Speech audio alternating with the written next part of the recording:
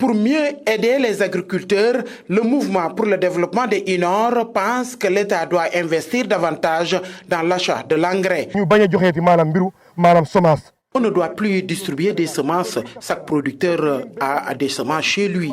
Il y a une escroquerie dans cette affaire. Les milliards qu'on met dans les semences doivent être utilisés pour l'achat de l'engrais. Subventionner l'engrais afin de permettre aux producteurs d'acheter le sac à 2500, comme en Europe et en Asie.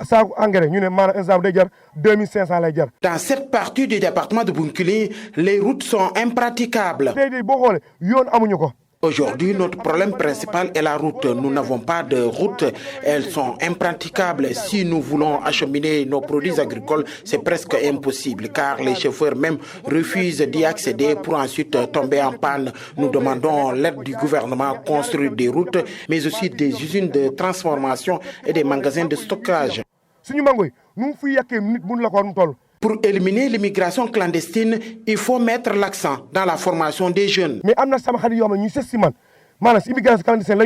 J'ai beaucoup d'amis proches qui sont morts dans l'immigration clandestine. On entend parler des centaines de milliards investis dans la lutte contre l'immigration clandestine, mais en réalité, on ne voit rien du tout. Pour lutter contre ce phénomène, il faut former les jeunes.